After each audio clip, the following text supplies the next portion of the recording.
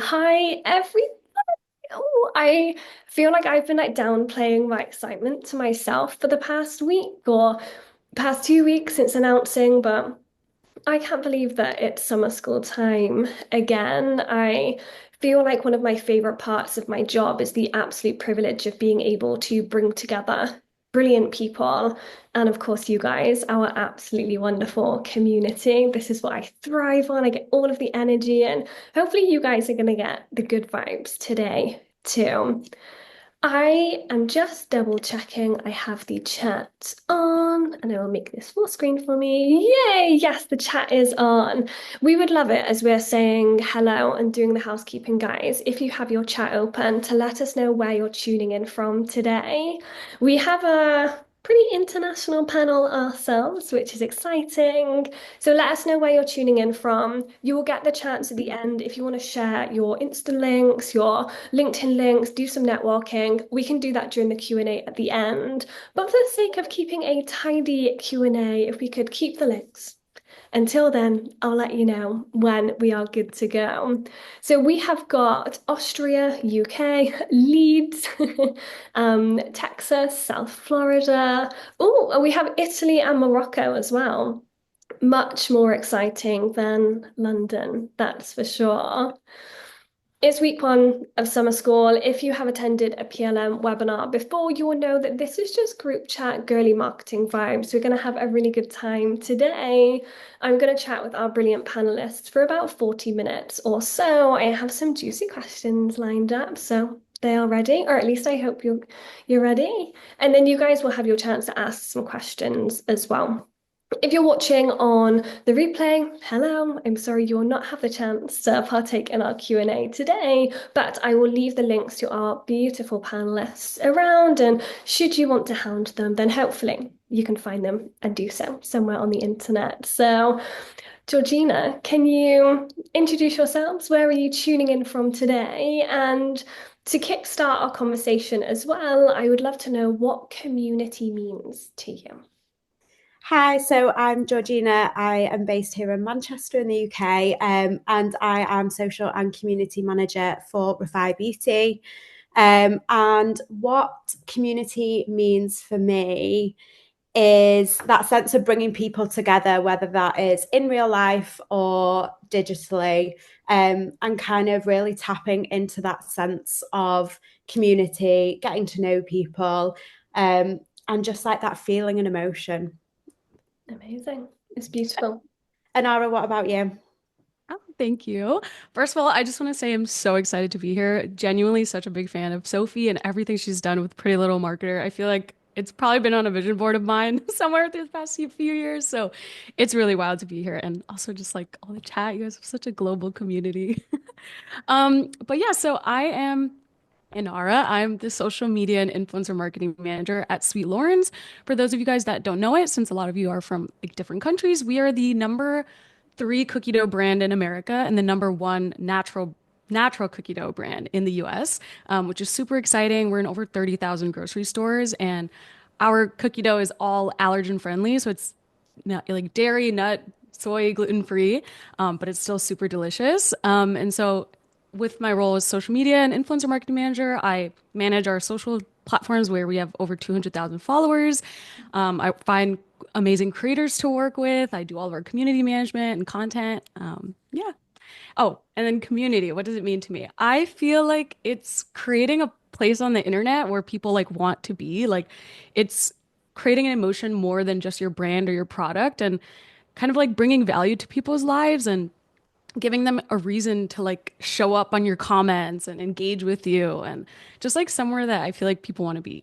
Yeah, Yeah, beautiful. I'll pass it off Nice. to Eileen. Go on. Yeah. I was just going to say, you would not know that it is Anara's first ever panel or webinar, would you?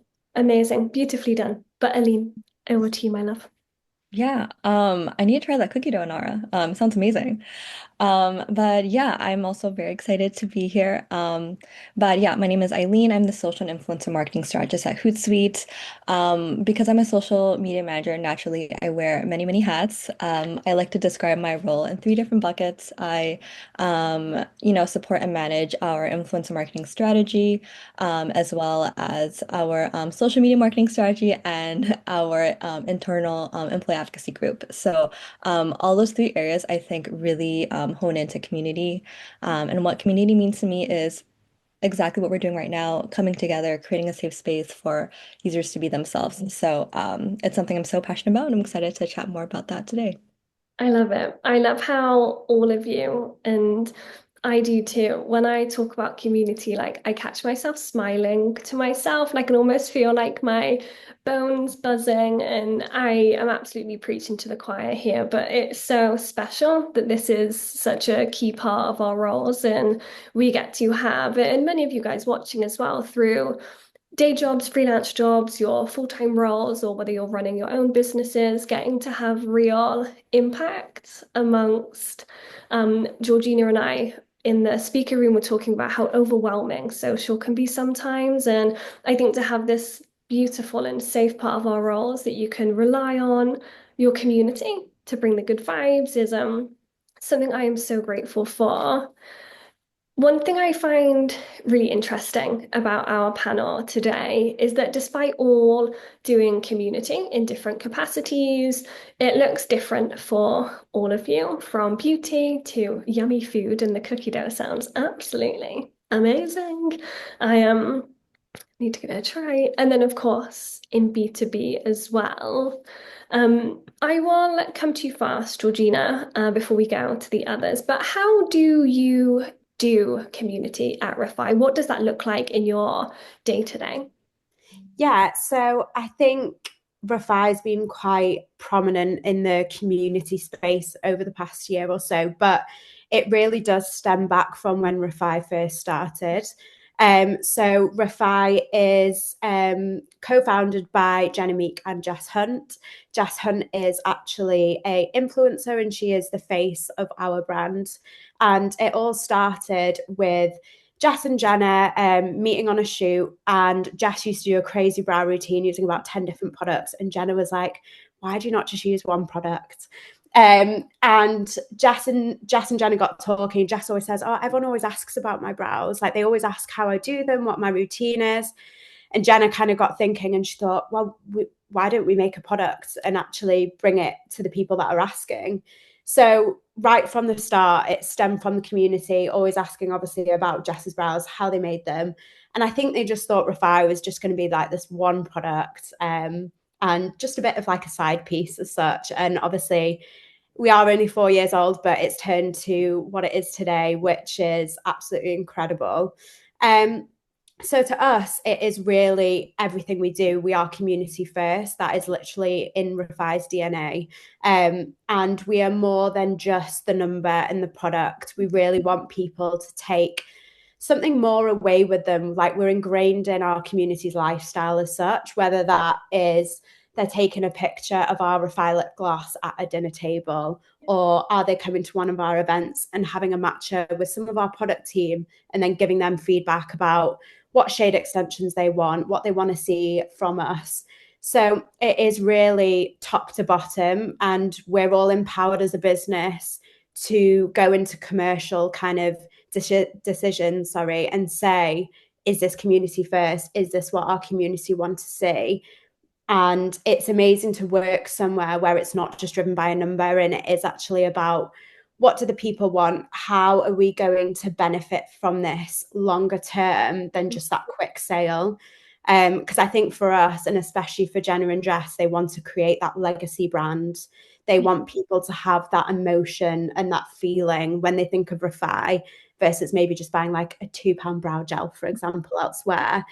Like you are going to invest that money with us because it's everything else that we may bring to you as such. So, I mean, it's been amazing. We've done some incredible things like the Mallorca trip, which was amazing. And then from there, we've included our communities on quite a few of our campaigns. and getting their feedbacks in is invaluable because it really does inform our decisions. And I think with beauty especially, like you can go down a lot of different avenues, and to be honest, like the category is so saturated. So it really allows us to tailor kind of what's next, what people want to see, making those informed decisions. So when it does land, it's actually what the people want. So yeah, that's kind of quite a brief overview, I'd say, of like what we do. Perfect. Brilliant answer. What about you, Inara? What does community look like at Sweet Lorens? Thank you. Also, first, just want to say you guys are absolutely killing it at Refi. Seriously, everything you're doing is amazing. Um, so for us, as a cookie dough brand, like our main goal is to like bring moments of joy to people, right? Whether that's through the actual product, because it's literally cookie dough, right? So like if you're at the grocery store and you're like, you know what, I'm gonna treat myself to a little sweet treat, or like the feeling when you actually bake the cookies and you have them ready to eat. Or, if you're just even scrolling on Instagram and we posted like a fun piece of content that like brightens up your day. So I feel like a lot of brands try to, when they think of community, they think super big. They're like, how are we building and growing our community? But I feel like sometimes people forget it's actually individuals that make up that community. And so I feel like my advice is that like we try to take it like the multiple layers of community, right? So for example, when I'm doing community management, like I try to treat each and every single person that sends us a DM or comments on us as like a human, right? Like that's worth celebrating if someone's taking the time out of your day to like engage with your brand. And let's say maybe it's the opposite. Maybe they're having like trouble, a question about baking their cookies, or maybe they're concerned about an allergen, or, maybe they're just having a bad day. I feel like you always have to kind of try to bring that empathy as to like why someone is reaching out in the way they are and just what kind of genuine value can you bring them. And so that's like on an individual level, right? But then even when we're planning like campaigns and initiatives, like I think the question you should always ask is what value is this actually bringing to people's lives? And so two examples I wanted to bring up is we just recently did a collab with Barbie, which was like amazing. And we launched these pink, like heart-shaped sugar cookies. So amazing. And so we had like 100 PR boxes that, we were going to send out. And as a startup, it's hard because you have very limited resources. And we sent 10 of them to just our community members. And it's hard as a startup, right? Because you're trying to prove that, okay, with the budget we're putting into this, we're getting the maximum out of it. And to most leaders, you want to show that you're sending to giant macro influencers. But I really advocated, I was like, nope, we need to set aside some just for community members. And I think that really paid off. And like, think about every time that you've won a giveaway or like a brand sent you something. Like, I don't know about you guys, but I'm like a fan for life, So I think just seeing that impact of, and because the Barbie PR box had like a little Barbie doll in it, like a baking sheet and set, and it was just, and like a custom jacket as well. And so seeing like mothers open it up for their daughters and all that kind of stuff, it was just so, so special. But then even with larger initiatives, right? So with the Barbie launch, wrapped a whole cookie truck and we took it on tour to Texas for 5 days. And I think that really proved the power of community because that was the first time we were kind of bringing the brand IRL. And, keeping in mind that we are an allergen friendly brand, like that in itself meant so much to so many people. Because think about if you have like a severe nut or dairy allergy, like there's not many pop-ups and experiences that you can actually take part in. And seeing that was just incredible. Like people drove over an hour to come to our truck. And there was a little boy that came with his mom and like, he was just so excited because it was the first time he could ever eat something from a food truck. And yeah, like that video like performed so well just because it's like a genuine moment. So I think that's my kind of answer is like with community, there's always should be like a tailored approach, like from literally a micro individual to like the larger community and kind of bigger initiatives. Brilliant. Salma in the chat has said giving back to the people who supported you from the start is so important. Exactly. And Exactly. I love that. Someone has said loved the Barbie cookies. And I love what Jenny has said here as well, who has said, I love that philosophy that a community doesn't have to be a huge amount of people and It doesn't. how brilliantly strategic those different layers are. I think we can all learn a lot from you there. And finally, Eileen, what does Hootsuite do day to day on community? Yeah, for sure. And all right, you keep selling me on this cookie dough. So you have a fan. But I got anyway, you. Thank you. But yeah, Community at Hootsuite, it comes in so many different shapes and sizes, and it's integrated into every single step of our different marketing channels. So if you take a look with our social media marketing strategy, you notice a lot of content leans into relatability. We're discussing challenges, we're poking fun at common social media misconceptions, and we're highlighting the many hats that we wear. We do this because this allows us to reach our niche community. Because if you read our comment section, you'll see a lot of engagements come from social media marketers themselves. I think, a brand's comment section is very telling of the community that they've been able to build. Another area where we show up for our community is our influencer marketing strategy. So by working with credible thought leaders, and Sophie, that includes you, we've been able to scale and amplify the vision of being the tool that allows brands to not just post, but to perform. We're constantly looking for new and upcoming leaders in that social media marketing space that really breathe social. And pursuing these different types of creative partnerships allows us to build another community within itself. And lastly, we actually recently launched our own community group called Status Update. This is a supportive space for social marketers to vent, seek advice, and exchange tips to make their work lives easier in general. So, all of this to say, I've like given so many different areas of information or examples, but community definitely isn't a one size fits all. And it's so interesting to learn how brands approach it. Anora, I really liked your point of it could be something super small and it could also be something really big as well. And that's very telling of how we approach it too. But at the end of the day, it's all about being able to create that connection with your audience, you're offering value, and you're making your community feel seen and understood. And that's kind of the main goal that we always have when we approach community. Brilliantly said. I like gush about working with you guys at Hootsuite. One, because like, is it not every marketer's dream to work with Hootsuite? Like, yes. But two, it is so clear to me as a creator working together, and your creative process to me is one of the best. I know we have our briefing calls, and then like your organization from then on out.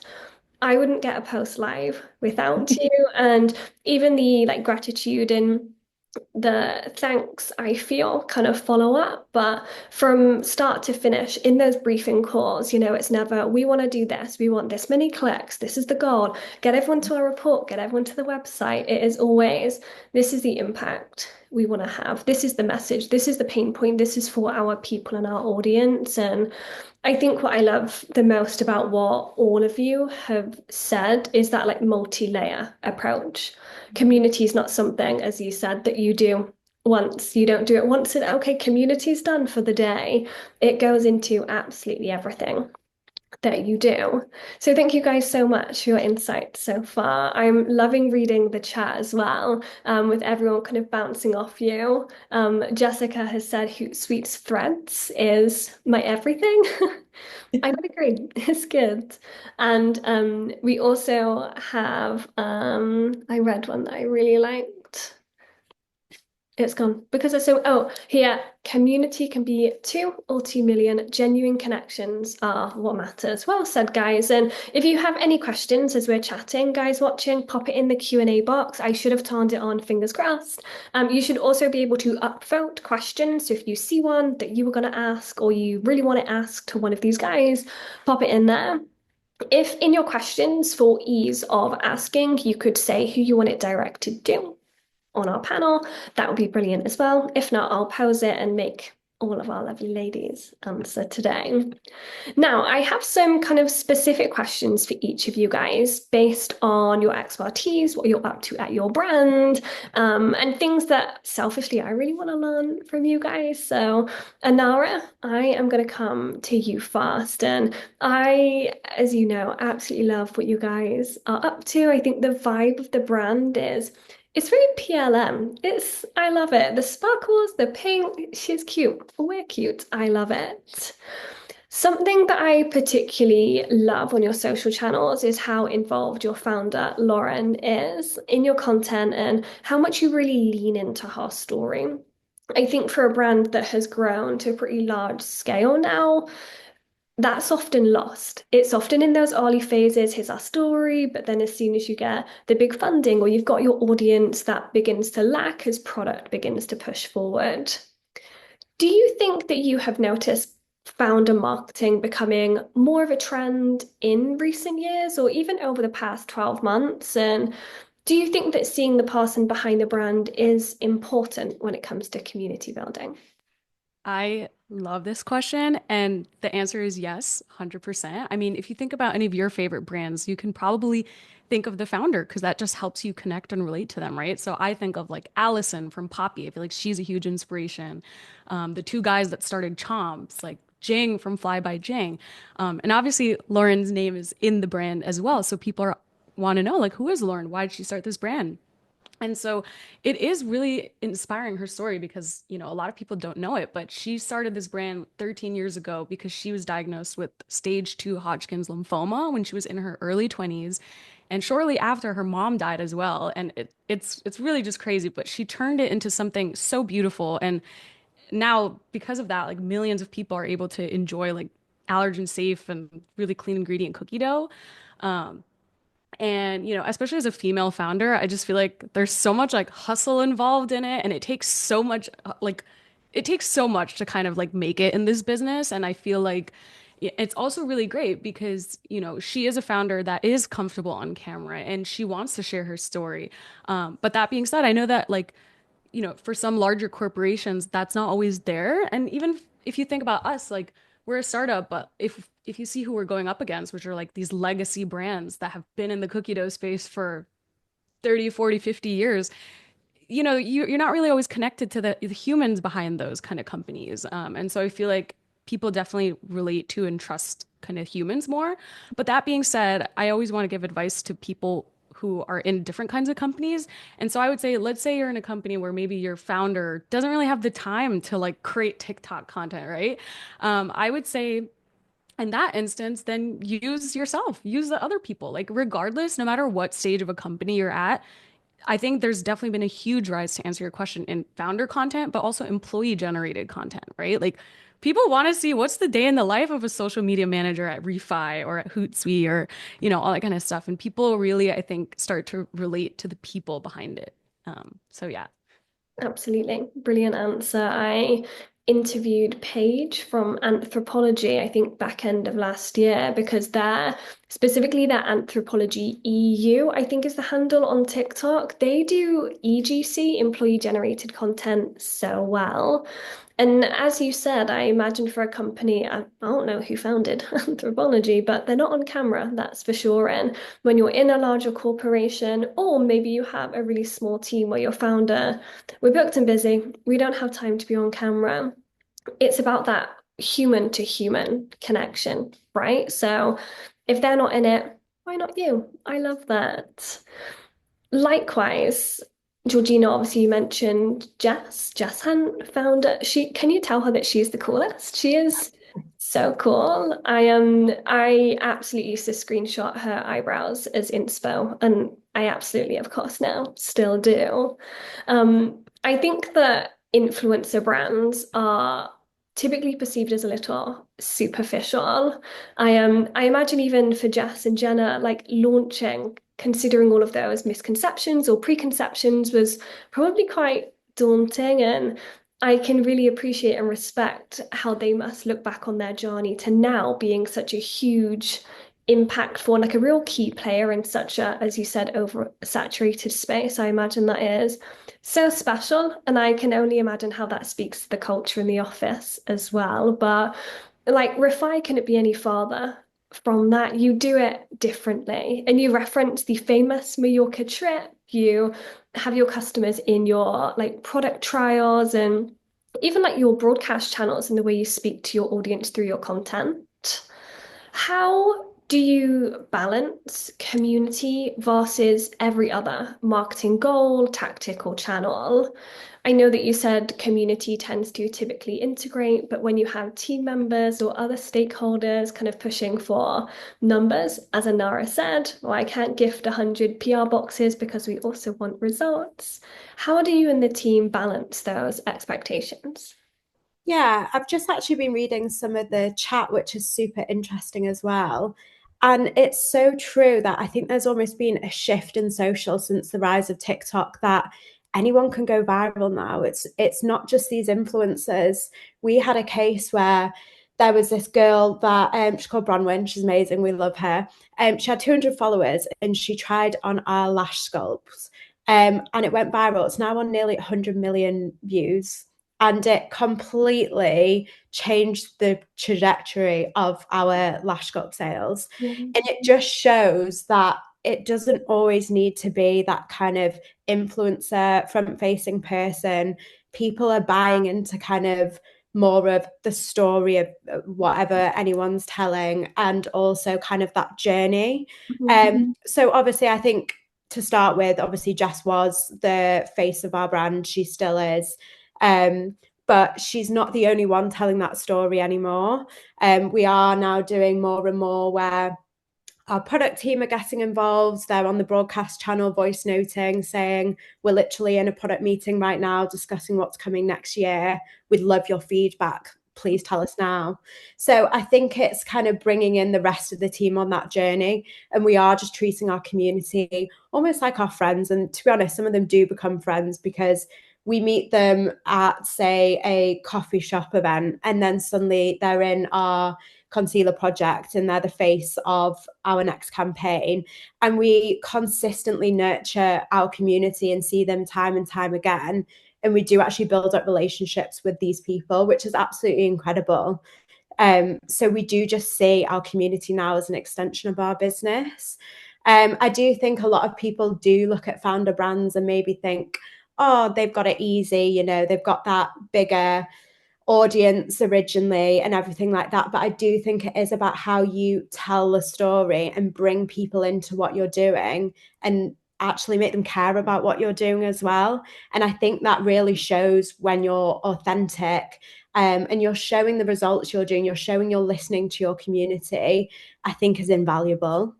Absolutely. I love that story of having 200 followers, but how they pushed one product and they likely did more than people who already have a huge following. I That's think, yeah, I think that's the amazing thing about TikTok. And I think that's almost where this whole kind of transition into community has come from, that anyone can now build a profile, they can really story tell, they can get people invested in their day-to-day lives. Like I will find myself watching the roguest people on TikTok and suddenly I want to know all about their lives. And I think it's because they're amazing at storytelling, they're hooking me in.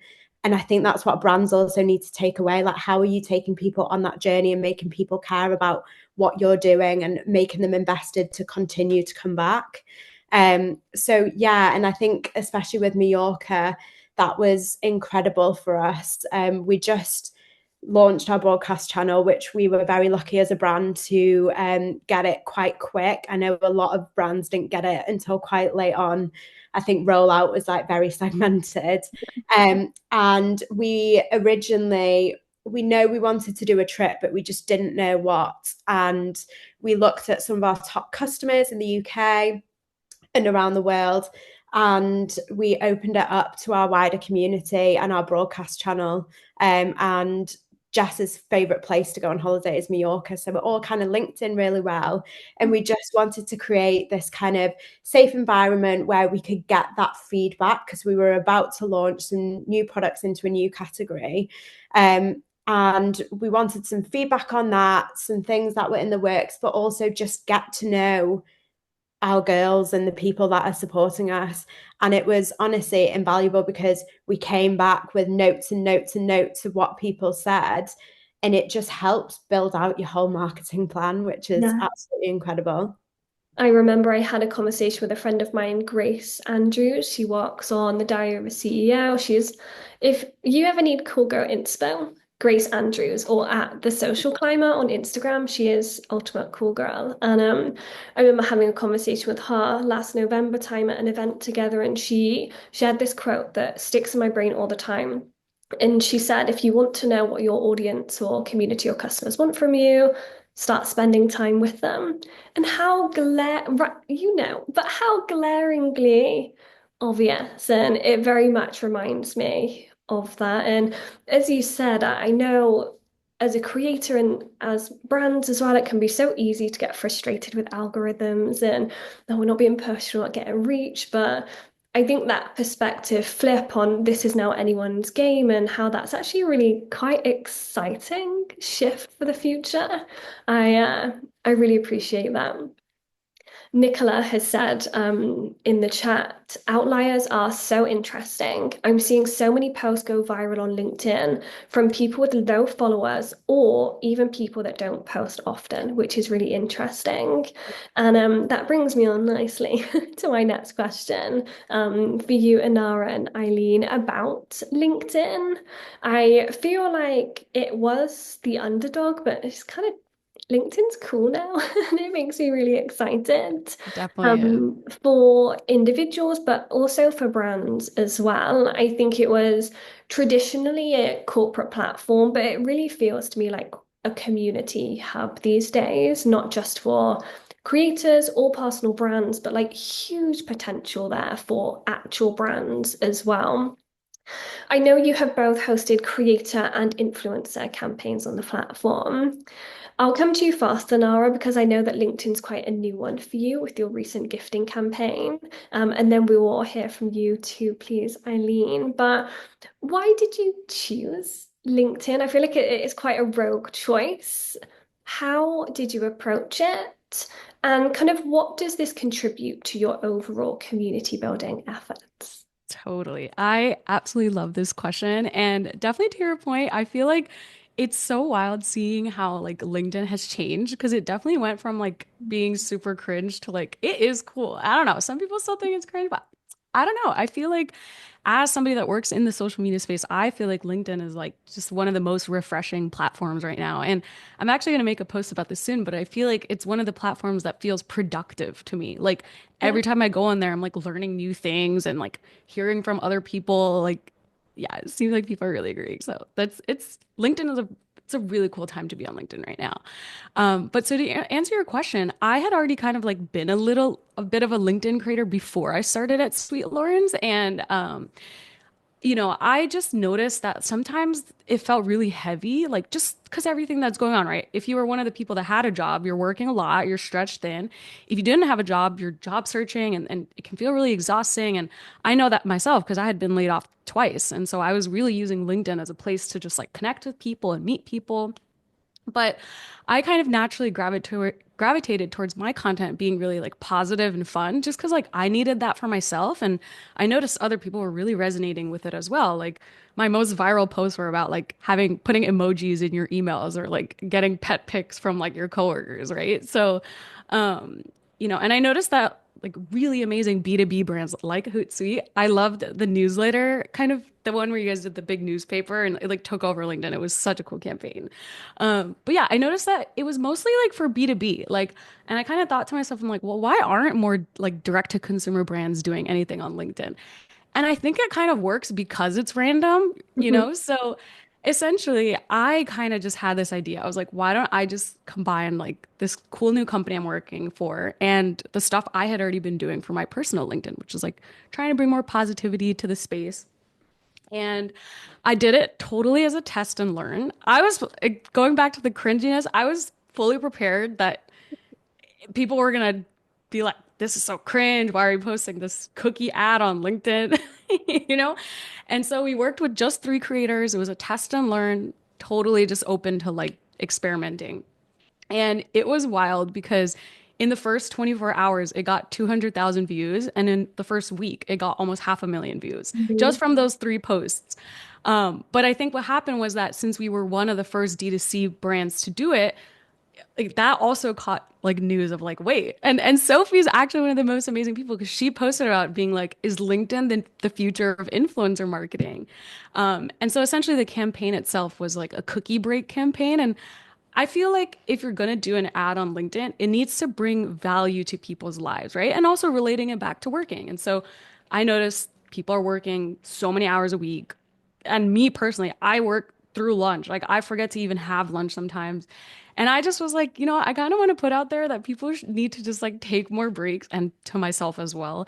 Like just take a cookie break, go for a walk, like have yourself a little sweet treat, like stop working so much. We work so much. It's crazy. But anyways, I think the creators we worked with did it in a really authentic way. And it was, the creators are the wonderful ones. Like if you find the right creators, oh my God, it's like chef's kiss. Um, but yeah, so I think like it was really surprising to a lot of people. Everyone's like, "What?" Like someone commented like seeing an ad for cookies on LinkedIn like made my day. I'm like, "What?" And even somebody literally the next day made a post about how they went to the grocery store and bought Sweet Lorens because of the campaign that we made. And it's like things like that you're like, "What?" So I feel like just in a day and age where like people are overwhelmed with just content and ads and everything, like I think, and that's why I feel like your Mallorca trip was so amazing because there's so many beauty brands like that are doing these huge trips for influencers, and you guys were one of the first to be like, nope, we're gonna bring our actual customers. So I think as a brand, like really testing, experimenting, and bringing those new like ways in to bring people in, I think that can be super refreshing. If I was Brilliant. rambling, my bad, but I would love to hear from you as well, Eileen. No, for sure. I've been like taking so many notes. I myself was so curious because I've also seen a lot of B2C brands enter that LinkedIn influencer space, and I was like, whoa, like this is such a curveball when I saw some like ads for like beverages and so on LinkedIn. So it's really cool to hear your perspective of things. And the Have a Cookie Break campaign sounds amazing. And I definitely do see that alignment there. So that was really cool for me to learn as well. When it comes to Hootsuite, we've tested so many different iterations of influencer marketing. We've worked with TikTok and Instagram creators. And while that was really a really cool experience, we found that we weren't getting the bottom funnel metrics that we were really hoping for. And I remember this was back in 2023. And we were like, okay, this influencer marketing stuff is not really working. What is a different avenue that we can approach? And that was when I think LinkedIn was really starting to ramp up. I was seeing a lot of actual creators and thought leaders on that platform. LinkedIn became fun again. So essentially, I was like, oh, is there an opportunity for us to partner with some creators on this platform? I know I haven't seen any influencer marketing back at that point, but I was like, I built a business case. I was like, hey, I want to secure this like modest amount of budget. Let's work a couple of creators and just see how as Anara, as you mentioned, just testing. We're like, let's just test. If it performs well, great. Maybe it's a tactic we can continue. If it doesn't, at least we tried. And with this campaign was when we did our social media career report. So we built custom whiteboards and we sent them off to influencers and they would write their social media hot takes. It could be social media isn't an intern's job. And inspiring from Dude with a Sign, they would hold the sign, snap a pic with it, and post it online and direct traffic back to our social media career report that we built back in the day. So that was our very first campaign, and that one performed insanely well. I think it's because users have never seen a full-on campaign like that on LinkedIn before. And I think why I really liked it the most, honestly, out of all of our campaigns, is it really leaned into community. If you read the comments, the amount of relatability and seeing people's right, I feel seen in the comment section just meant so much to me. And it was less about numbers, but it just felt like we were really bringing the entire community together. But also, I guess, more from a B2B perspective, when you look at LinkedIn, that's where the decision makers are. It's you have credible thought leaders, so when they recommend a product, it's more likely to be genuine. So if I'm approaching a creator, and Sophie, I'm going to use you as an example again, but it's not just because, a creator like Sophie is an influential voice. Yes, she is, but it's also because she herself has lived experiences in social media marketing. She's experienced the high and low. So when we approach a partnership with her, it feels more authentic and it's a natural alignment between her brand and kind of what we stand for. I do think every thought leader on LinkedIn has their own community themselves. They have a unique voice, they have hot takes, and they've shown up that they've constantly show up for their community. And that's why their followers are so hesitant, or not hesitant, are very willing to learn more from them. We had our recent campaign, which was the social media help desk. We worked with experts to provide insights and advice directly back to our followers in the comment section. And that was all about showing up for our community, showing that we're in their corner and we're helping them perform and earn a seat at that table. So all in all, I'm really happy to see that shift away from LinkedIn just being a corporate platform, but it's become a really powerful space for meaningful conversations and real community building. So it's definitely one that we found the most success in and one we hope to invest more in moving forward.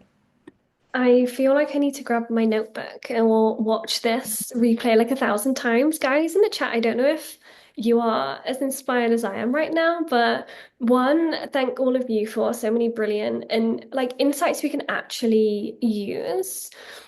But something I love about all of those questions and the common theme here is we just decided to try. We just tried something new. We thought, oh, well, let's go and learn. And I think when people think of community, they don't think of it as a test and learn or as an experiment. I think there is often a lot of pressure to just like, oh, we'll have a community or have relationship with your audience. But it's something that you build, Inara, through your multiple touch points, Georgina, through your feedback, Eileen, through your partnerships, in the way that you make your audience feel seen. It's an ongoing process. And I hope for many of you watching, that's really comforting to know that even though you're posting right now and no one's talking and the comment section feels empty, it's just a case of, oh, well, we're just going to try and plugging away and doing it together. Before we answer your guys' questions, and there are many in the chat, so we'll try and get through as many of the big ones as we can. I have a final question for all of you, which is a bit of a quick fire. What is your top community building tip on social media? Tone of voice, content, broadcast channels, loyalty, whatever it is. And Eileen, I'm going to come back to you first, if that's okay. Yeah, I think my top tip would be to find opportunities to show up in small but unexpected ways for your community. So whether it's showing support for your community by leaving a thoughtful comment on a creator's post or doing a bit of a surprise and delight moment by sending them some swag, it's these type of small gestures that I find often make the biggest impact. I think we have to stop thinking about community building as one big campaign, because that's not what a community is. It takes consistency, presence, and finding authentic ways to say we see you without asking for anything in return. I believe at the end of the day, a consumer will remember how a brand made them feel in that moment.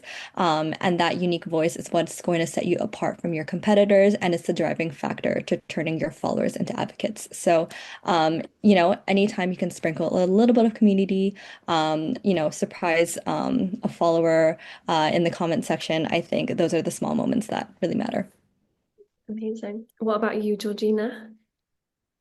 Yeah, I mean, I'm completely echoing what Eileen's saying. I think it's about being authentic and showing up consistently. Community is not just kind of a one trick show as such. Like you need to consistently do it. And it is in those small ways that actually will make over time the biggest impact.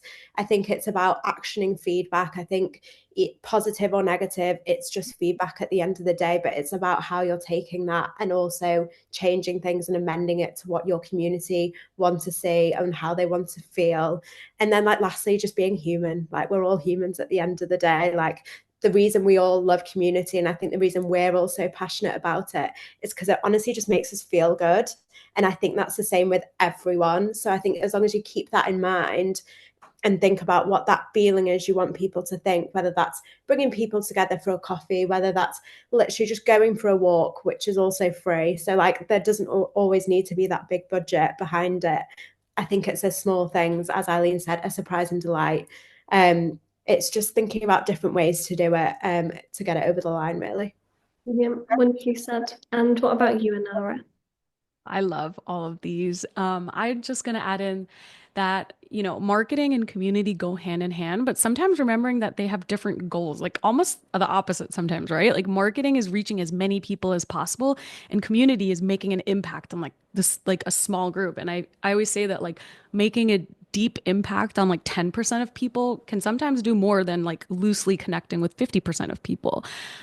So I feel like just trying to exactly like Georgina said, that human approach, that kind of like authentic, bringing that authenticity. But also, one tip I have is, you know, trying to make things not always about your product or your brand. Like, look at your audience and see, like, what else are they interested in, right? Like, are they interested in horoscopes? Are they interested in crochet? do people that like cookies also like refi lip gloss, right? So I feel like kind of showing up and like exactly like surprising and delighting them with other things they're interested in. Like for us, it's cool because, you know, we have a 93% female audience. So it gives me a little bit more room to be girly and sparkly and pink, like you said. But also just there's some things that even like, you know, surprised me. Like, for example, we did a giveaway with, I know a lot of you guys are in different countries, but in the US, there's a brand called Tecovas. They're huge here. They do like cowgirl boots. And that was such an interesting insight to me is that the people that love cookies apparently really love cowgirl boots too. And people went like berserk over that giveaway. So I feel like, yeah, just finding like some vertical interest that shows that you're invested in people, not just trying to sell something to them, but like, you know, reach them as like a human. And then just last thing is that I know there's a lot of people in the comments saying that like, well, how do I do something if, you know, we're only getting one or two comments and like, you know, even we have a broadcast channel and like it started with only 400 members and now there's like 800. Yeah, it's not a big jump, but if you think about it, like imagine if you had 800 people in a room, right? Or even if you had two people, like you still want to ask them questions, keep them exciting. Like maybe you'll get that like second person to come back and then you'll get three people next time. Like, so I feel like it's hard, but like you can't let yourself get demotivated if you're not seeing a lot of traction at first. Just keep investing in those people as humans and then eventually it will grow. Great advice. Someone in the chat has put Georgina and Anara a cookie lip gloss collab. I would buy. I would definitely buy. Amazing. Oh, thank you guys so much for your insights. I can't stop smiling. I was having the best time. Guys, joining us, we have a little Q&A now. We have about 13 minutes left of these brilliant women's time today. So if you could open up the Q&A box, if you're here with us live, run through and you can thumbs up the questions that you most want asked. And I will refresh it just to make sure that all the big ones are at the top. And we'll try and get through a couple of them. So our first question says, "Hi ladies, hello. I have a question for Georgina. So they have asked, how do Rafi listen to their audience? Rafi has such a strong community and they would love to know how the audience is nurtured." So I imagine you get a lot of feedback as well, right? How do you decide what to follow, where to listen? Yeah, I mean, I think we definitely instigate that feedback, whether that be in the comments in our broadcast channel, if we do anything in real life. There's always Refy people there asking those questions. For example, in our social report as well, one of the main things we actually pull each week is what is the sentiment in our comments across all of our channels. And a lot of the time we categorize them and send that on to whichever relevant team it is. So we're consistently delivering that feedback to the wider business as well. But how we listen is we genuinely just ask. I know that sounds like a bit like obvious, and maybe not exactly what you were looking for, but whether that is hosting a coffee morning and asking for a group of women in Manchester just to come down, no matter their age, their skin type, anything like that, we just want to chat. We're not asking for anything in return, except from any advice they can give us on what they're thinking about the brand, what shade extensions they may want. And we are lucky that we have quite an active broadcast channel as well. The same in the comments. I mean, our broadcast channel, you're right in the DMs of someone, so they are likely to kind of respond a bit quicker to you, whereas obviously I don't think people comment as much on posts anymore. So we really utilize that to just ask questions there and then when we want it. Like we'll utilize it in meetings, which has been amazing to get that instant feedback because we're literally in DMs instantly. So I think it is just about asking. Yeah, brilliant answer. I think we so often forget that our audience can talk back. They're there as well. So that's great advice. Our next question is from Rachel, and this is for you, Eileen. How do you engage a social chat when you are just getting started? Always awkward getting cricket, specifically on a more B2B channel. And we also have one underneath from Kate, who has asked, how would you start a channel now or start posting and engage on social when there's no one there. And I feel like B2B audiences are typically quite quiet as well. So yeah, we would love your insights. Yeah, for sure. I can start with the first one. I think, this year we focus heavily on our inbound and outbound engagement, and that's really helped us find our voice throughout the entire process. So, learning what type of posts is our audience getting out, what do they care about, and in what type of like tone do we want to respond to those types of people. We've been able to really have a good understanding of the more fun and approachable way we speak to our audience, and that also shows through when we acknowledge a chat like this as well, being able to tap into things like relatability, trending content. We have, I feel like our audience essentially lives on TikTok, so using that lingo to really connect with them. There's so many different small moments and ways you can show up for that community and engage a chat. For the second question, for us, it's all really about having a really defined social media marketing strategy. We've really baked out what awareness means to us, what consideration means to us, and what conversion means to us. So if you take something, I even saw a question here about finding the ROI for engagement. What I really look at is, let's say a high number of saves and likes for us could mean we're really being able to stir up a lot of engagement. So this type of content here that's based on relatability, that is what a high engagement post looks like. But for example, let's say we're targeting a conversion-driven post. That type of post is not going to get a lot of likes. It's not going to get a lot of engagement. But when I look at the back end of the amount of clicks it got, maybe it was incredibly high. That was something very interesting for me to learn as well, because back in the day, I thought if a post has high engagements, that means it is primed for conversion. That means it had a lot of link clicks, it had a lot of content downloads. When I look at the data, that was actually not the case. And when I saw a post with a few likes, I'm like, oh, that post flopped. It didn't resonate well. Look at that data. Oh, it has 200 likes, but this one has 800 saves and it has, I don't know, let's just say like 50 link clicks or 50 content downloads. That's a signal that that was a convergent piece of content. So understanding where those different buckets of posts fit under what marketing umbrella has really helped us structure and understand addressing ROI or having a well-defined strategy. And that's when we're able to see how we can continuously show up for our community. Great. I love that behind the scenes. That's brilliant. Next question. Oh, I'll come to you, Anara, on this one if that's okay, because I know that you don't have the biggest team. So this question is, any advice for a one-person marketing team, which I'm sure make up many of the guys watching. I host monthly networking calls in our membership, and something that we've had two so far, but something that really surprised me was how many of you guys are one person teams. I kind of just assumed it was few and far between, but there are many out there, and as all of you know, we have many hats. So any advice for a one person marketing team with zero marketing budget on Oh. where to start?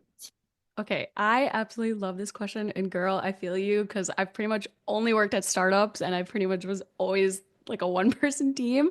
Even now, like on our social team, it's literally just me and an intern.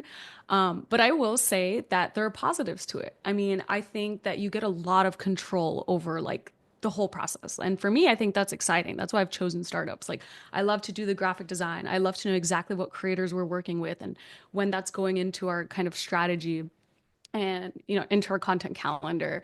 And I would say try to not stretch yourself thin. Like see where your time and energy is going to be the most valuable, right? So even for me, like I don't post on every single platform. Like we don't use threads, like we don't use Pinterest that much. Like my main platforms are like Instagram, LinkedIn, and Facebook. And then thankfully we have an intern, so I have her focus on the TikTok. So I would say try to find your strengths, try to find where it's like worth the most investment and your time. And when it comes to actual resources, let's say you don't have a budget at all, because I've worked at many places, no budget, maybe like $1,000. If you this is a little different because if you have a physical product, hopefully that doesn't count and is in budget because you're not like paying, but try to do as much organic product seeding as you can. Like when I was at brands where we had no money, I would just send product out to like, 20, 30, 40, 50 people a month. And you'll be surprised at like just how much awareness that can bring, just surprising and delighting people as well with product. Um, and then lastly, just like remember that you can't compare yourself to bigger brands with bigger resources and teams. It's so easy. I feel like the biggest thing as a small marketing person you can get is like, why aren't we going viral? Why aren't we like Poppy? Because we don't have Poppy budget, we don't have Poppy teams, and that's okay. Like they're killing it and you should take inspiration from them, but try to do what you can by yourself or as your with your team and with your resources. I love it. I feel like that's such like big sister advice. Awesome. Final question from the Q&A guys. And this one I really love. So this is to the group. So I'll come to you first, Georgina. And this is, what are some of your community blunders or mistakes that you would share as a best practice for other marketers to learn from? I love this question. Oh, that's a hard one. I think for us, it's almost, I can't say to be fair at Rafi that this has been the case, but it has in previous roles where we've actually just not listened to our community at all. Like we've almost been like, this is a strategy, we know best, and we're not going to take on board kind of what they're wanting from us. And I think, I mean, that's just a recipe for disaster, really, isn't it? Like at the end of the day, they're giving you this feedback for free. And if you're too stuck to your guns, not adaptable, then it's just never really going to work. So I think it's always just kind of like showing up, showing you're listening to your community and being adaptable. I mean, it doesn't have to be in crazy, crazy ways, but I think at the end of the day, like the businesses that do flourish are the ones that are showing their listening to their community, making those changes and kind of growing and bringing them in on the journey as well. Brilliant. What about you and Laura?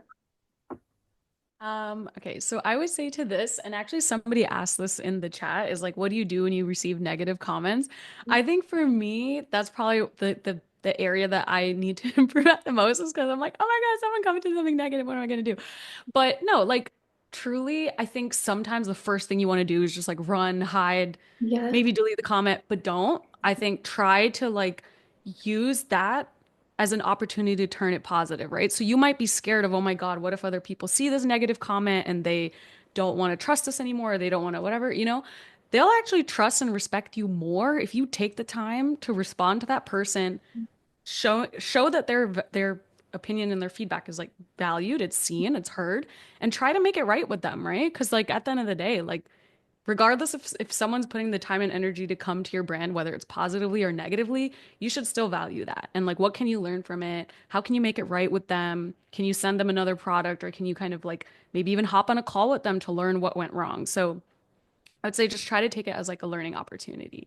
Yeah, great advice. I have definitely been there in previous roles. I worked in a like health food brand for like 6 months as a freelancer, and their parent company own most of everything. And our comment section all the time was absolutely brutal. And I remember one of my seniors being like, "Well, how can we use this to show our audience, as you said, that we listen, we'll take on board their feedback." And there were many a times as well where our customer service team would log on to the Instagram or whatever platform and message those individuals like, "Hey, we saw your comment and we would love to learn more about why you think this," or, how can we help? And using it, as you said, as an opportunity to turn that around. That is brilliant advice. And last but most certainly not least, Eileen, what would your answer be here? Yeah, I really love this question, by the way.